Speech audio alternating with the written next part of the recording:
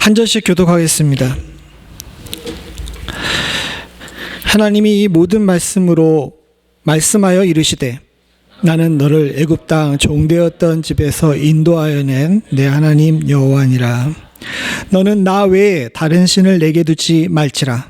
너를 위하여 새긴 우상을 만들지 말고 또 위로 하나님이 있는 것이나 아래로 땅에 있는 것이나 땅 아래 물속에 있는 것에 어떤 형상도 만들지 말며 그것들에게 절하지 말며 그것들을 섬기지 말라. 나 내 하나님 여호와는 질투하는 하나님인즉 나를 미워하는 자의 죄를 갚되 아버지로부터 아들에게로 3, 4대까지 이르게 하거니와 나를 사랑하고 내 계명을 지키는 자에게는 1000대까지 은혜를 베푸느니라.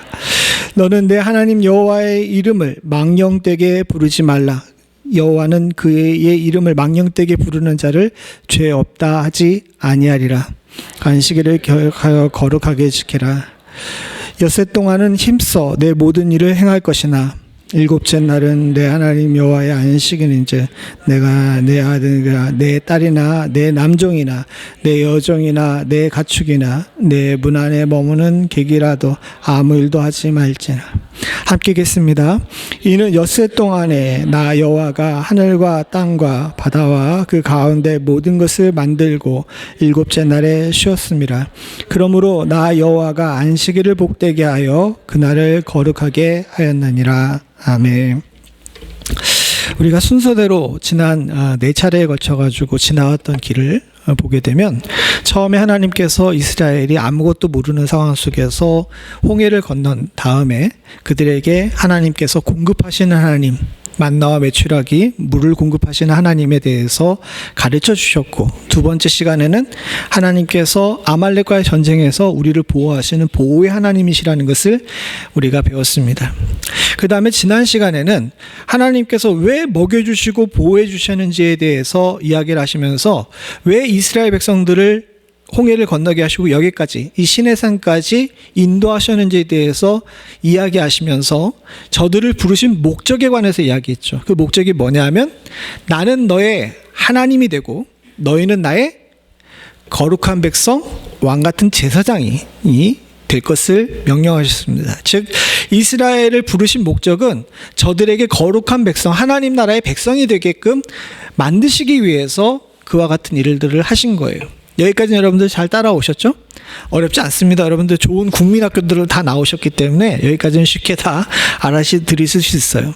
하나님께서 먼저 먹여주시고 보호해주신 다음에 그 다음에 내가 너희를 부른 목적이 있는데 너희를 나의 나라의 거룩한 백성이자 세상을 구원하는 제사장과 같은 나라가 되게 만들게 하겠다라고 말씀하셨어요. 근데 하나님께서 일방적으로 너희 그렇게 되라라고 이야기한 것이 아니라 이렇게 할 건데 너희들 어떻게 할래? 라고 물어보셨습니다. 여기에 대해서 이스라엘이 뭐라고 대답했냐면 19장, 그러니까 요 전장이죠. 이 전장의 19장 7절 8절에 뭐라고 얘기했냐면 이스라엘 백성이 우리가 그렇게 하겠다라고 대답을 했습니다. 7절에 모세가 내려와 백성의 장로들을 불러서 하나님께서 자기에게 얘기하신 것, 즉 거룩한 백성과 제사장의 나라가 되게 하겠다는 이야기를 들려주니까 8절은 같이 한번 읽어봅니다. 시작. 백성이 일제히 응답하여 이르되 여호와께서 명령하신 대로 우리가 다 행하리이다. 모세가 백성의 말을 여호와께 전하매. 모세가 와가지고 이야기를 하니까 모든 백성들이 우리가 하나님 말씀대로 하겠습니다 하고 이야기를 한 거예요. 즉 무슨 얘기냐 하게 되면 하나님과 이스라엘 백성 사이에 계약이 성립이 된 겁니다.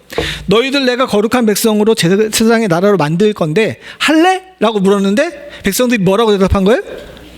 오케이를 한 거죠. 우리 하겠습니다. 내가 하나님의 백성이 되겠습니다. 하나님 명령대로 하겠습니다 라고 이야기를 한 겁니다. 이렇게 됐으면 이제 둘이 계약이 성립이 됨으로 말미암아 하나님은 주가 되시고 이스라엘 백성들은 백성이 되셔가지고 하나님의 말씀대로 살기로 약조를 한 거죠. 근데 이제부터는 그러면 이스라엘 백성에게 새로운 질서가 필요해요. 무슨 얘기냐? 여러분들 시민권을 가지신 분들은 다 아시겠지만 시민권은 이제 여러 절차가 있습니다. 그동안 과거에 살아왔던 이력을 갖다가 증명해야 되고 세금 얼마나 냈는지도 증명을 해야 되지만 중요한 게 있죠. 뭡니까? 시험을 잘 봐야 돼요. 여러분 시민권 시험 보신 분들 계시죠? 장로님 시민권 시험 보셨죠? 예, 우수한 성적으로 통과하셨습니까? 예, 우수한 성적으로 통과하셨답니다. 이게 우수한 성적으로 통과해야 되는 게 왜 그러냐 하게 되면 시민권을 딸 때는요, 어느 나라나 마찬가지인데 애누리가 없어요. 소위 말해가지고 적당히 넘어가는 게 없습니다. 왜냐하면요, 한 사람이 자신의 소속, 특별히 국적을 바꿀 때에는 과거의 문화와 법을 두고 새로운 나라의 문화와 법을 따르겠다고 작정하고 약속을 해야 되는데, 이 새로운 나라의 법과 문화를 따르려면 법과 문화가 어떤지를 알아야 될 거 아니에요. 그러니까 시험, 그 시민권 시험은, 한국도 시민권 시험이 세계상에서 제일 어려운 나라 중에 하나인데 어느 나라나 그 시험이 어려워요. 그리고 그것을 다 안 다음에, 이걸 통과한 다음에 그 다음에 뭐 합니까? 선서를 하죠. 선서할 때 어떻게 합니까? 내가 이 나라의 법과 제도에 어떻게 하겠다고? 예, 지키겠다고, 순종하겠다고 선서를 하죠. 똑같은 절차예요. 이스라엘 백성들은 과거까지 이집트의 노예가 그들의 정체성이었습니다.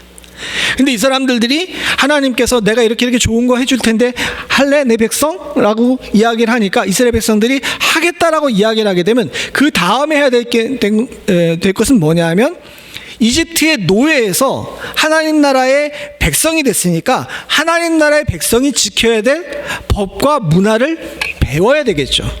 그리고 이 시험을 잘 통과하고 선서를 해야 됩니다. 따라서 시민권 시험을 앞두고 있는 사람처럼 이스라엘 백성들은 하나님이 나라의 법을 알아야 돼요. 그것을 성경은 율법이라고 이야기를 합니다. 그리고 그 율법을 레위기에 길게 설명해 놨는데, 그 레위기에 길게 설명한 율법의 내용을 갖다가 압축해서 딱 10개로 만든 것이 뭐예요? 십계명이에요. 그리고 이 십계명을 우리 율법의 완성이신 예수님께서 2개로 압축하셨어요. 어떻게 압축하셨습니까? 2개로. 하나님을 사랑하고 이웃을 사랑하라고요. 십계명이 10가지가 있는데 예수님께서는 그것을 2개로 압축하셔서 하나님을 사랑하고 이웃을 사랑하라, 이렇게 2개로 맞춰 놓으신 거죠. 1계명부터 4계명까지는 하나님을 사랑하는 법에서 나오고, 다음에 5계명부터 10계명까지는 이웃을 사랑하는 법에 대해서 우리들에게 알려주고 계십니다. 마태복음 12장 28절에 분명히 주님께서는 첫째가 하는 법은 하나님이 우리에게 유일한 주시라는 것, 그리고 2번째 법은 내 이웃을 내 몸과 같이 사랑하시는 것이라고 분명히 얘기해 주고 계십니다. 우리는 이 법을 지켜야 돼요. 그래야 하나님 나라의 백성이라는 이름을 가질 수가 있습니다. 오늘날 많은 사람들이 교회 나간다는 것으로 성도라는 이름을 갖습니다. 그런데 사실은요, 교회 나간다는 것으로 성도의 이름을 가질 수가 없어요. 성도라는 이름, 그리스도라는 이름은, 그리스도인이라는 이름은요, 하나님을 주로 인정하고 예수를 우리 유일한 구원자로 인정하고, 그리고 주의 법에 순종하는 자들이 성도인 줄로 믿습니다. 그리고 여러분들 모두는 다 그런 성도가 될 줄로 믿습니다. 근데 문제는 뭐냐 하면, 본인은 성도라고 이야기를 하는데 하나님 나라의 법을 잘 몰라요. 그렇게 어렵지도 않은데, 그리고 그렇게 복잡하지도 않은데 하나님 나라의 법에 대해서 제대로 잘 알지 못합니다. 여러분들에게 여쭤보겠습니다. 하나님을 사랑하고 이웃을 사랑하라고 그러는데, 여러분, 이웃을 사랑하는 건 어떻게 사랑하는 것이 이웃을 사랑하는 겁니까? 봐요, 답을 못하잖아. 그럼 이거보다 더 어려운 질문을 할게요. 하나님을 사랑하는 거 어떻게 사랑해요? 봐요, 답을 못하잖아요. 사실은 이게 우리들의 가장 큰 문제입니다. 아까 전에 얘기했듯이 어딘가에 시민권을 따려면 그 나라의 법에 대해서 공부를 하고 해야 되는데, 정작 저보다 미국에서 태어난 사람이 미국의 법과 제도에 대해서 더 몰라요.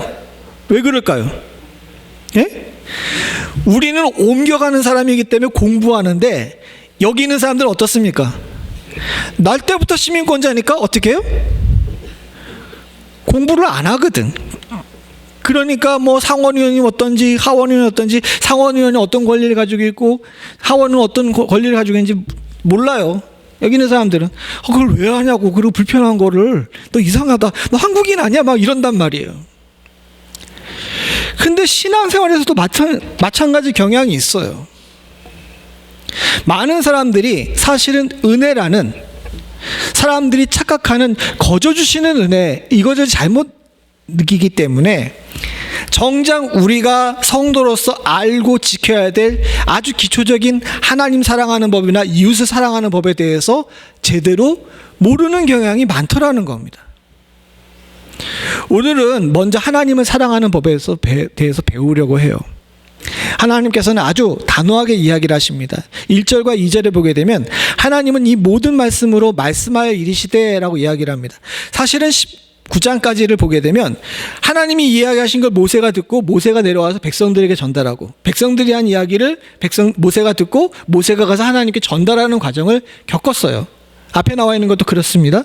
그런데 여기 이 20장 1절에 보게 되면 하나님이 이 모든 말씀으로 말씀하여 이르시되 라고 하는 이것은요, 우리 성경은 조금 논란의 여지가 있게 번역이 됐는데 표준세 번역이 이렇게 번역했어요. 같이 봅니다. 시작. 이 모든 말씀은 하나님이 하신 말씀이다.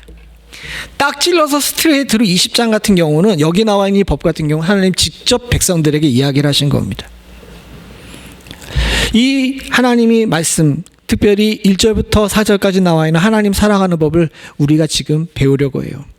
예수님께서는 하나님을 사랑하는 법에 대해서 이야기를 하면서 첫 번째로 뭐라고 얘기하셨냐면, 주 곧 우리 하나님은 유일한 주시다라는 겁니다. 하나님, 특별히 1절서부터 1계명부터 2계명에는 하나님께서 우리들에게 충성을 요구하십니다. 3절에 보게 되면 나 외에 다른 신을 내게 두지 말라라고 이야기를 하고, 그 다음에 4절에는 너를 위하여 새긴 우상을 만들지 말라라고 이야기를 해요. 예수님께서도 마찬가지인데, 조금 전에 말씀드렸던 것처럼 마가복음 12장 29절에 보게 되면 예수께서 대답하여 이르시되 첫째는 이것이니 이스라엘아 들으라, 주 곧 우리 하나님은 어떤 주시다? 여기 많은 사람들이 유일한을 자꾸 빼먹는 경향이 있습니다. 예수님이 워낙 사랑의 아이콘이기 때문에 예수님께서는 모든 사람들을 다 품어주실 것 같아서 굉장히 이런 부분에 대해서 헷갈려하면서, 너희들 왜 교회라고 성도라고 이야기를 하면서 그리스도인이라고 얘기하면서 세상을 사랑으로 품지 못하냐라고 이야기를 하는데, 예수님께서 세상을 사랑으로 다스리신 건 맞아요. 그리고 사랑을 선포하신 것도 맞지만 예수님 절대로 타협하시지 않는 것도 분명히 있었다는 사실을 우리가 알아야 됩니다.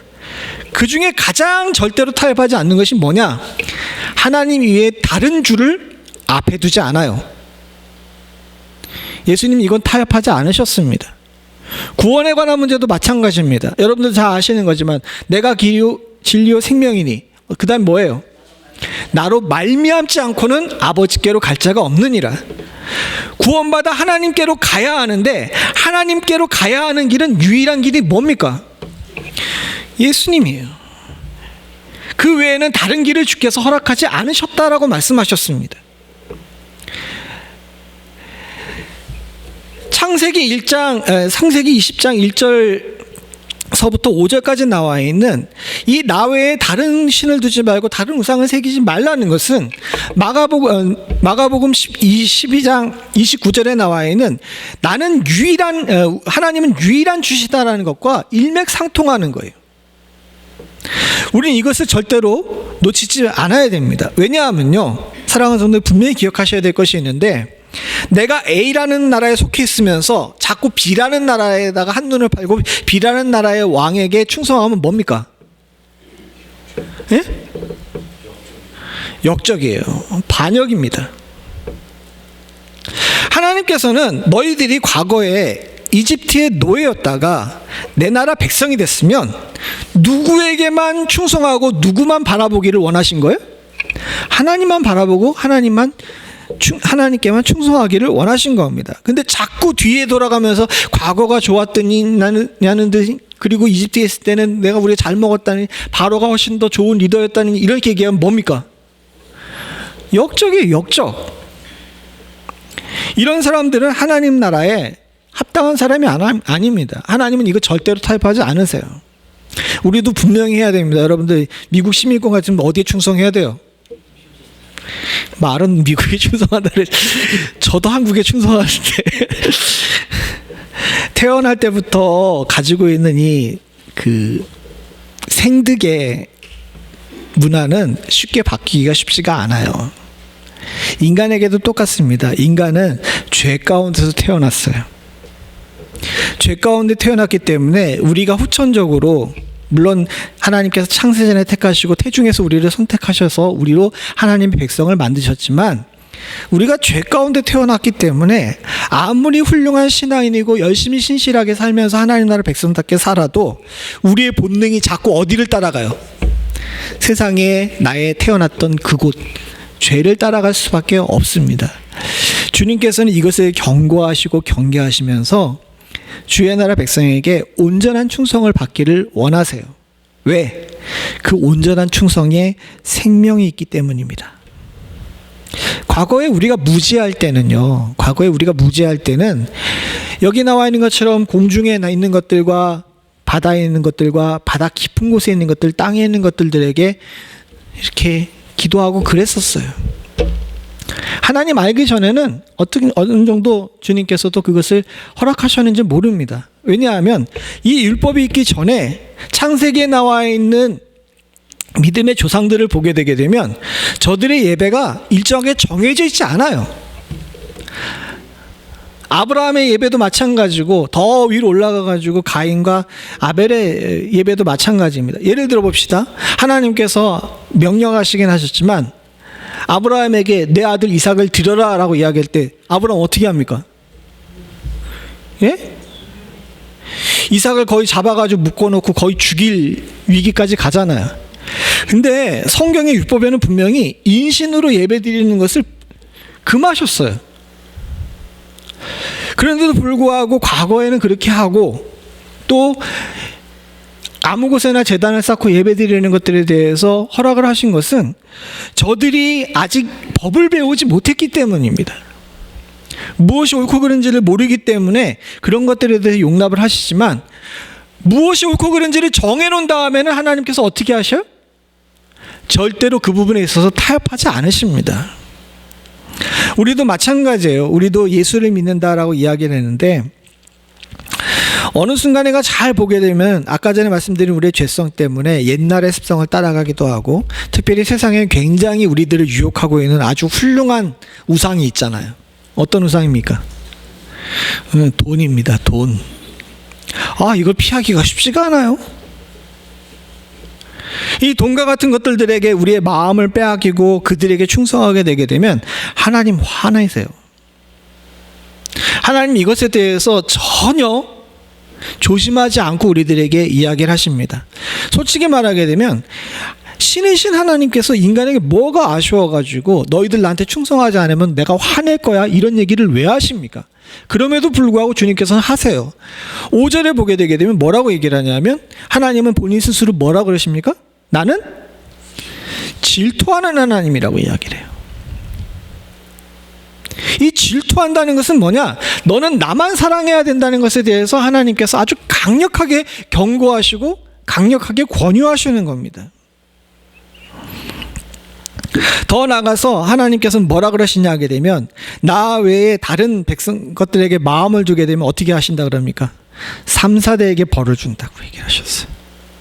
반대로 나만 사랑하게 되면, 나만 온전히 섬기게 되면 1000대까지 은혜를 베푸신다라고 말씀하셨습니다. 우리는 이 질투하신 하나님에 대해서 꼭 기억해야 돼요. 하나님께서 한눈 파시는 거 용서하시지 않습니다. 우리가 또 한 가지 분명히 기억해야 될 것이 있는데, 하나님께서 우리들에게 집착하는 게 아닙니다. 질투하신다 그러니까 집착이라고 헷갈려 하셨는데, 주님께서 말씀하시는 이 말씀의 핵심은 뭐냐면 복이에요. 복. 십계명을 잘 들여다봐야 되는데 뒤에 나와 있는 5계명부터 이 십계명에는 거의 부연 설명이 없는데, 앞에 나와 있는 1계명, 4계명에는 부연 설명이 있어요. 1계명, 2계명 끝날 때는 복에 관해서 이야기하고 3계명, 4계명 끝날 때는 거룩에 관해서 이야기를 합니다. 즉 1계명과 2계명에서 얘기한 나 외에 다른 신을 두지 말고 우상을 만들지 말라 그러는 것은 복과 연결되어 있는 겁니다. 하나님은 당신의 백성들이 복을 받기를 원하세요. 저도 또한 여러분들이 복받기를 원합니다. 그럼 복받을 수 있는 유일한 방법이 뭐냐? 하나님을 주로 인정하고 그 외에 다른 곳에 한눈을 팔지 않는 것이 복받는 길이라고 주님께서 우리들에게 강조하시는 겁니다. 많은 사람들이 돈을 쫓으면, 명예를 쫓으면 그곳에 복이 있다라고 생각을 합니다. 그러나 사랑하는 성도님들, 절대로 그렇지 않습니다. 복은 하나님께 충성하는 곳에 있지 여러분들의 능력이나 힘에 있는 것이 아닌 줄로 믿습니다. 질투하시는 하나님을 여러분들 마음에 새길 수 있기를 소원합니다. 하나님께서 여러분들이 한눈 팔면 엄청 짜증내세요. 화내시고. 왜? 생각해 보십시오. 독수리 날개로 업어서 옮기신 존재들이 여러분들이고요. 당신의 독생자 아들을 보내셔서 피값으로 사신 분들이 바로 여러분들입니다. 주님께서는 우리들에게 할 수 있는 최선을 다하셨고 거의 모든 대가를 다 치르셨어요. 아니, 거의 모든 대가를 치르신 것이 아니라 완전히 대가를 치르셨는 줄로 믿습니다. 넘치도록 대가를 치르셨는데, 그래서 내 소유된 나의 백성이라고 생각했는데 이 나의 소유된 내 백성이 딴짓해요. 그럼 화 나요, 안 나요? 화 안 나요? 화 나죠. 당연한 겁니다. 그래서 주님께서 나는 너희들에게 권리가 있다라고 이야기를 하시면서 질투하는 하나님이시라고 이야기를 하신 겁니다.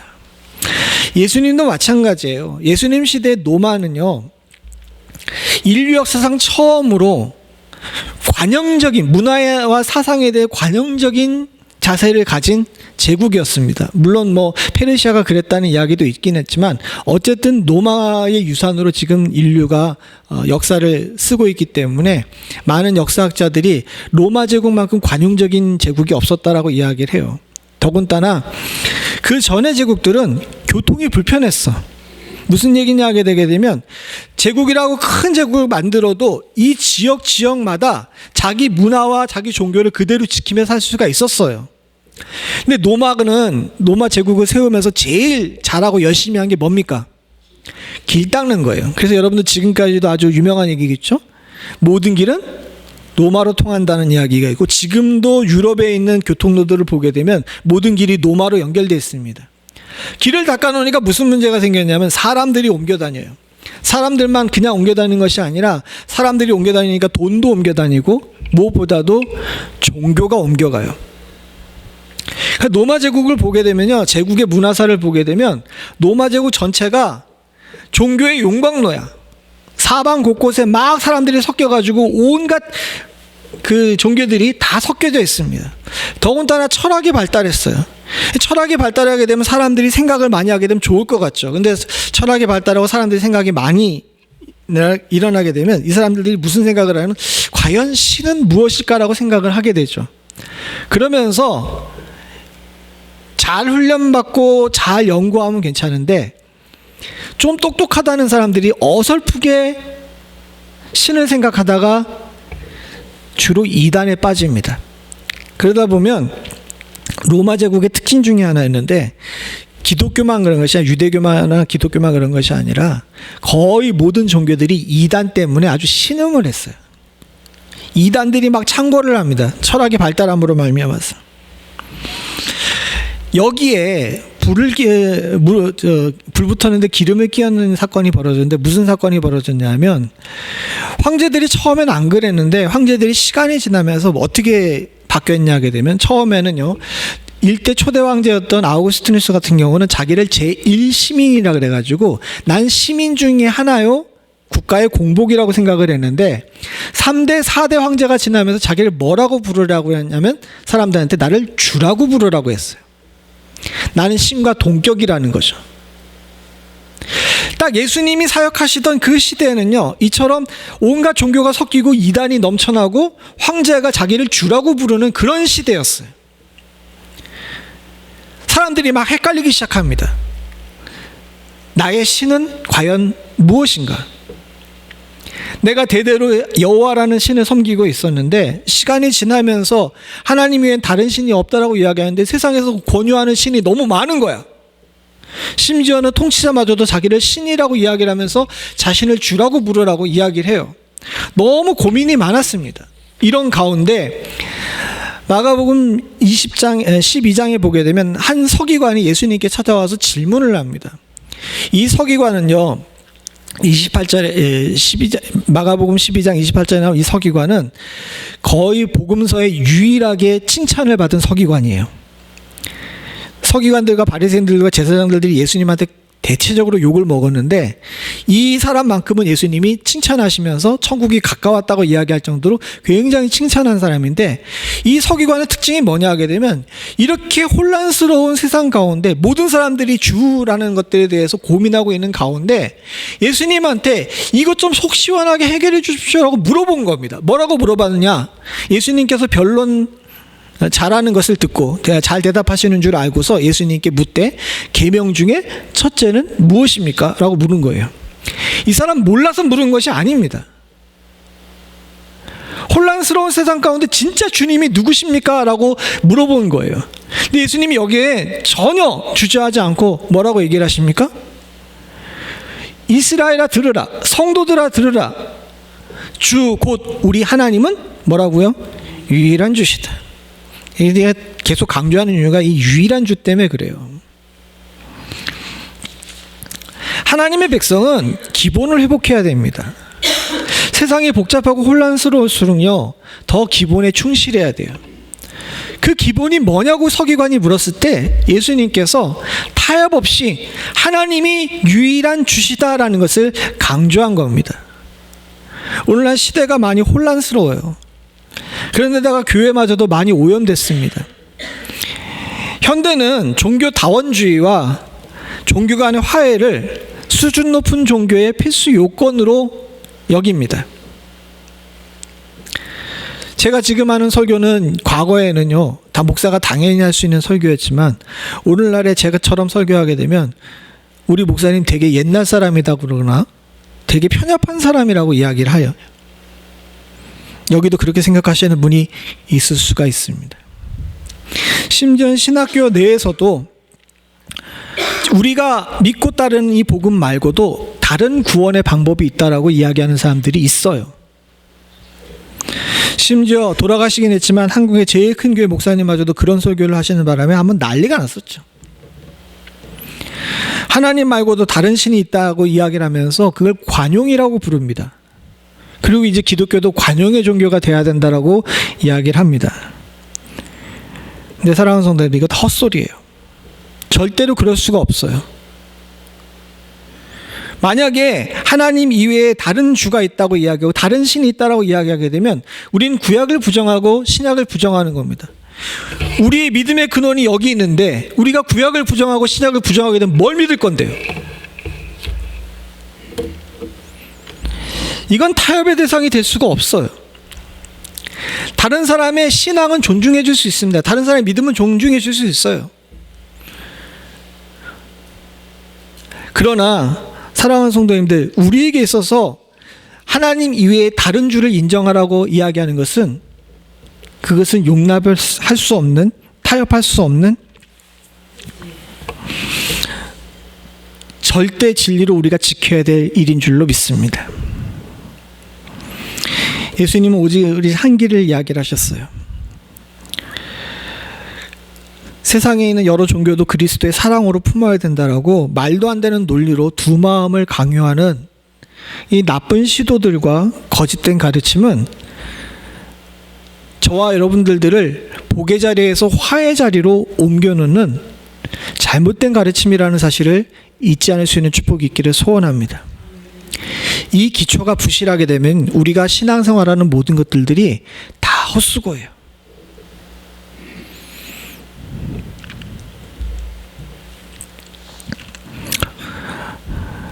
참 이 말씀을 준비하면서 여러 가지 생각이 많았습니다. 이게 여러분 지금 제가 한 여기까지 여러분들 어려운 설교예요? 이거 새로 듣는 설교예요? 근데 여러분 한번 여쭤보죠. 요즘 자주 듣는 설교입니까?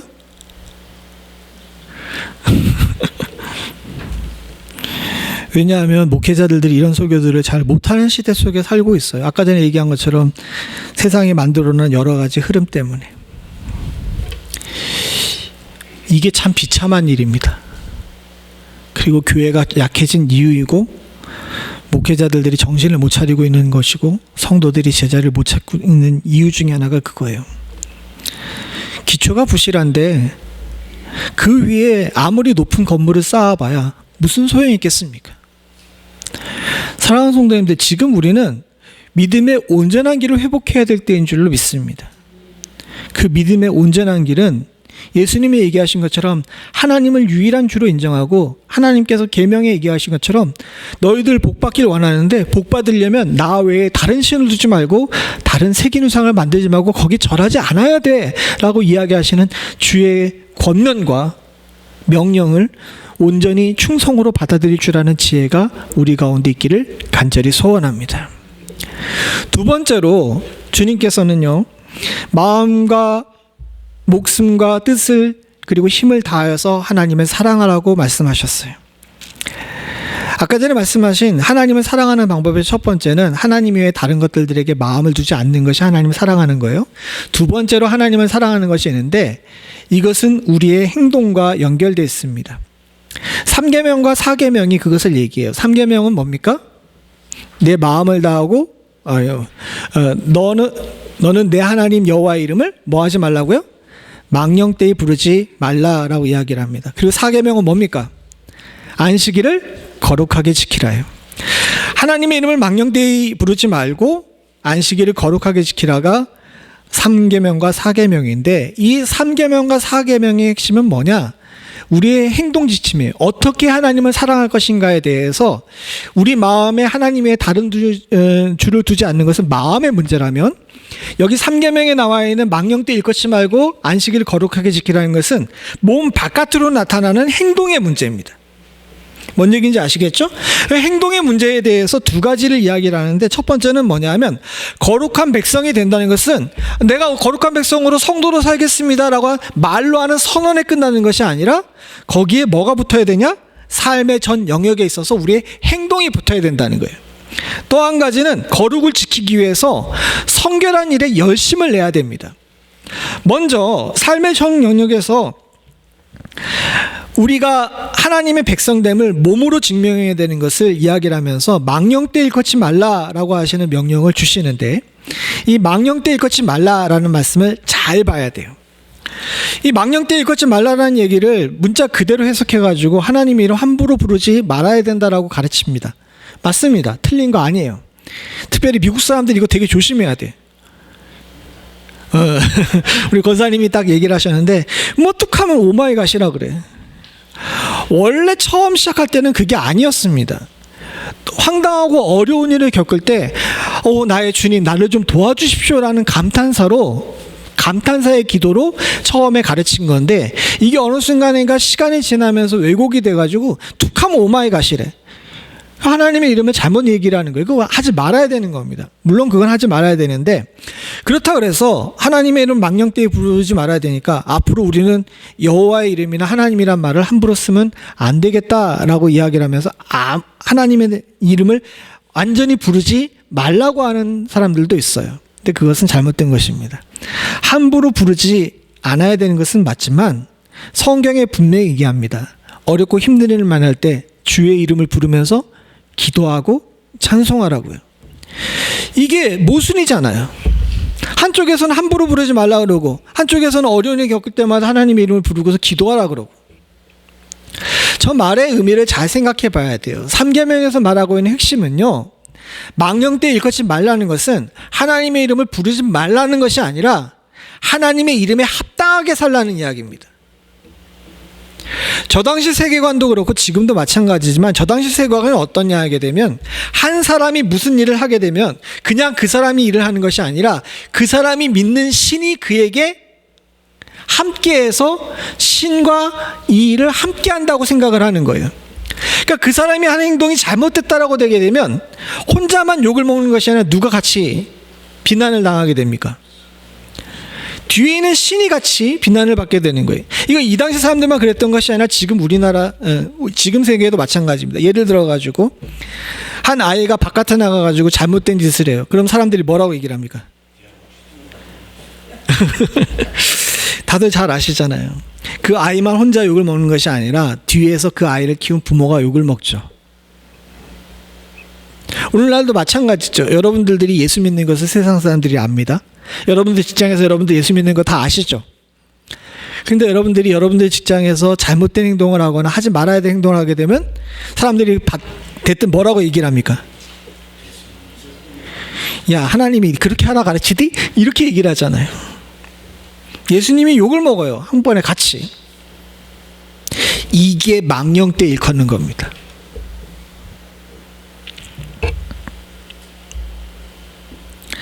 사랑하는 성도님들, 우리는 우리의 삶과 우리의 행동이 하나님의 이름과 직결되어 있다는 사실을 알아야 돼요.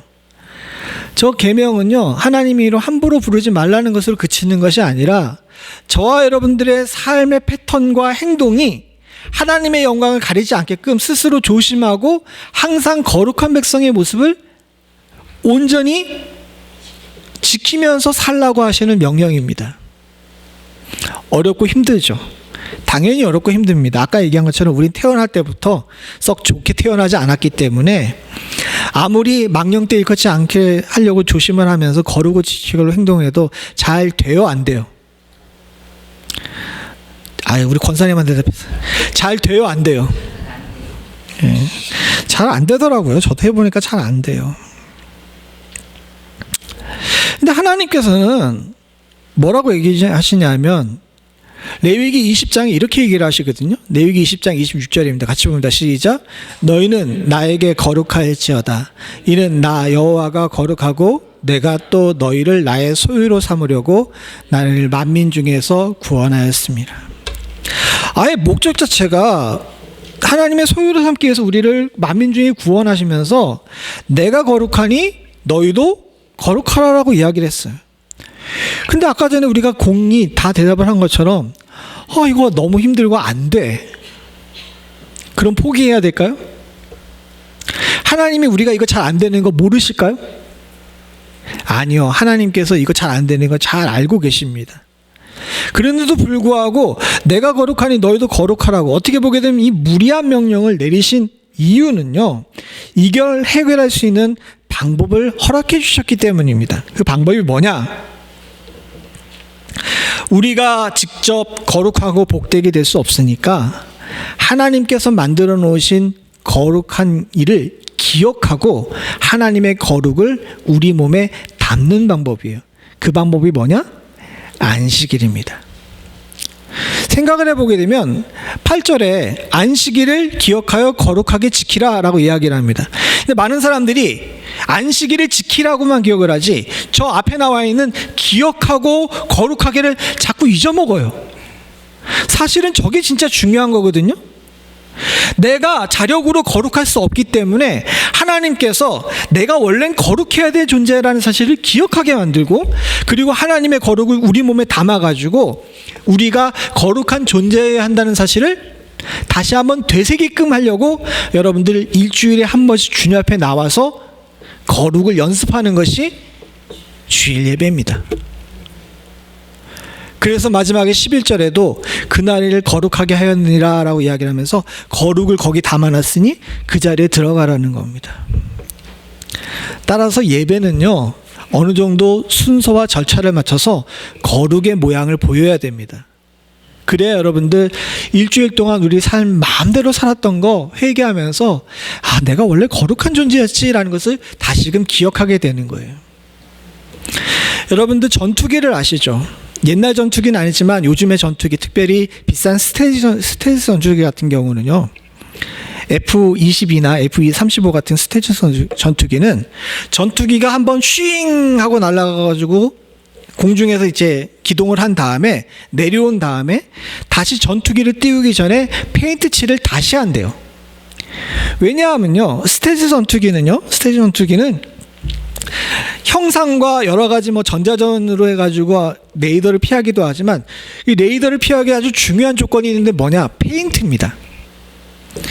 페인트를 스텔스 도료를 칠해가지고 그것을 깨끗하게 도장을 해야 레이더를 딱 볼 때 이 전투기가 눈에 안 띈다는 거예요.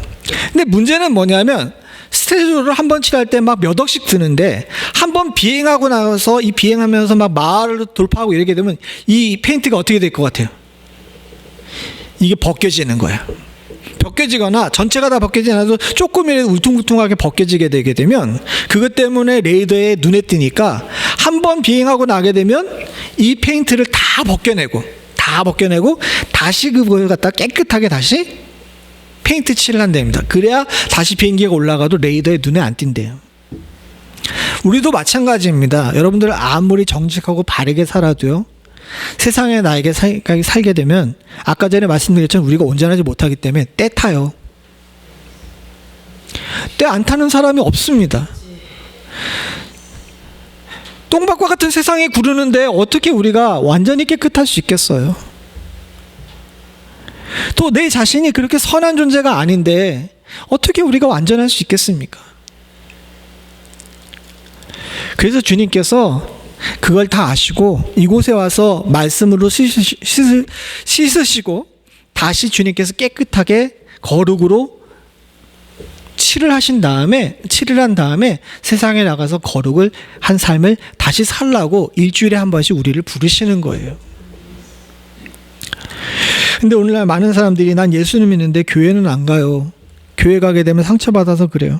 예, 맞습니다. 교회가 상처 주는 곳일 수도 있어요. 그러나 사랑하는 성도님들, 인간이 모였기 때문에 한계가 있는 것은 분명하지만 그것을 잘 알면도 불구하고 하나님도 신약의 예수님도 모이기 힘쓰라 명령하시고 와서 말씀의 꼴을 먹으라고 강조하시고 그렇게 계명에까지 안식일을 지키라 명하신 것은요, 단순히 백성을 불편하게 만들려 하시는 것이 아니라 백성을 살리기 위해 하심을 여러분들 잊지 않아야 될 줄로 믿습니다.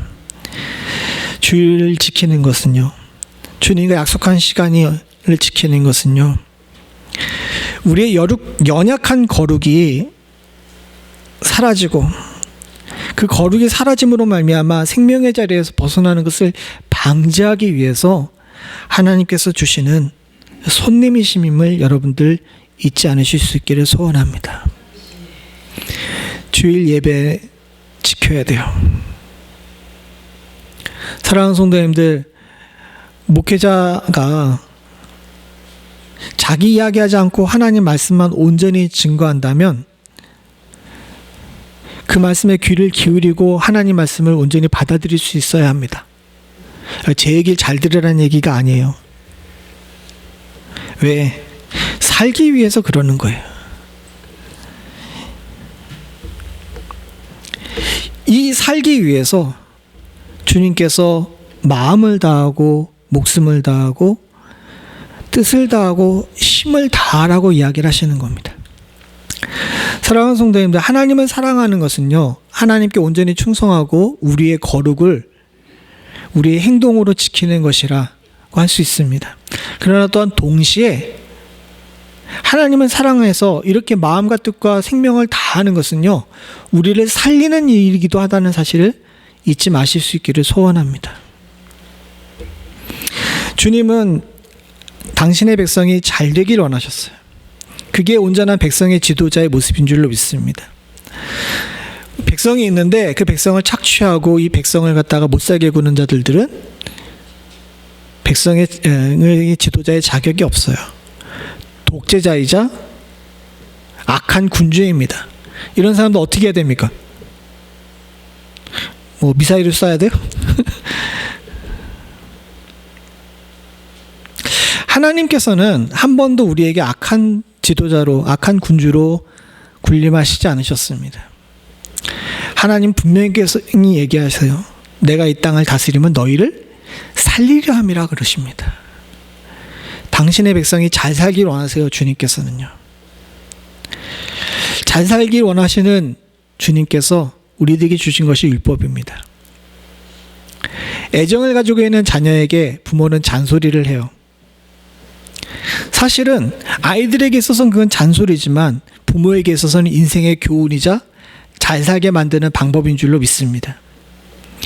하나님과 우리 사이에도 동일한 게 대입되는 것 같아요. 하나님 목적은 우리를 살리고 우리가 복받기를 원하십니다. 그런데 하나님의 명령이 우리는 뭘로 들립니까? 하나님 명령이 여러분들 뭘로 들리셔요? 예, 대답 안 하시고 하나님의 말씀으로 듣는다고 생각하시면 참 좋은데, 우선 저만 생각해도 하나님 말씀이 때로는 잔소리로 들릴 때가 있습니다. 이건 2000년 전의 이야기죠. 이건 3000년 전의 이야기죠. 하나님 요즘 세상은 이렇게 막 변해요 라고 이야기하시는 수도 있어요. 그러나 세상은 변해도 하나님이 우리의 유일한 주시라는 사실은 절대로 불변하고요. 하나님께서 우리들에게 명령하시고 복 주시기로 만드신 그 방법은 세상 끝날까지 영영이 계속될 줄로 믿습니다. 그래서 주님께서 세상 끝날까지 율법의 1.1획도 변개가 없다라고 말씀하신 것이 그런 이유 때문에 그래요. 문자가 변하는 것이 아니라, 문자의 변함을 이야기하는 것이 아니라 여기 담겨있는 하나님의 사랑과 우리를 살리고자 하시는 그분의 애정은 절대로 변할 수가 없는 줄로 믿습니다. 사랑하는 성도님들, 여러분들 사랑받고 있는 존재예요.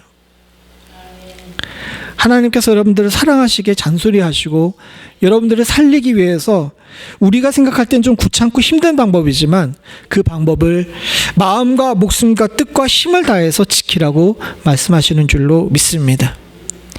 여러분들에게 향한 하나님의 사랑을 온전히 받고 여러분들도 저도 하나님을 사랑할 수 있는 축복이 있기를 간절히 소원합니다. 같이 기도하시겠습니다. 하나님 아버지, 세상에 참 헛되고 어지러운 것들이 많은데 우리에게는 유일한 주이신 하나님을 알게 하시고 그분을 사랑하게 하신 은혜에 감사드립니다. 하나님께 온전히 충성하고 나의 삶에 하나님을 닮아가는 거룩을 지킴으로 말미암아 하나님 사랑함을 우리의 삶에 온전히 실천할 수 있도록 주님 도와주시옵소서. 누군가가 우리에게 넌 하나님을 어떻게 사랑하니? 라고 물어보게 되면 하나님이 나의 유일한 주심을 인정하고 그분의 이름에 욕되지 않게 살려고, 거룩한 삶을 살려고 노력한다라고 대답할 수 있는 성도들이 될 수 있도록 주님 도와주시옵고, 이런 우리의 하나님을 향한 사랑이 온전함으로 말미암아 오늘 말씀에 약속하신 것처럼 우리뿐만 아니라 자손 천대에 이르도록 하나님의 복을 누릴 수 있는 축복이 사랑하는 성도들과 부족한 종에게 있게 하여 주시옵소서. 우리는 하나님을 사랑합니다. 아버지 하나님, 하나님 사랑함을 우리의 삶에 온전히 실천할 수 있는 힘과 능력을 성령을 통하여 공급하여 주시옵소서. 모든 말씀 예수님의 이름으로 간절히 기도드리옵나이다. 아멘.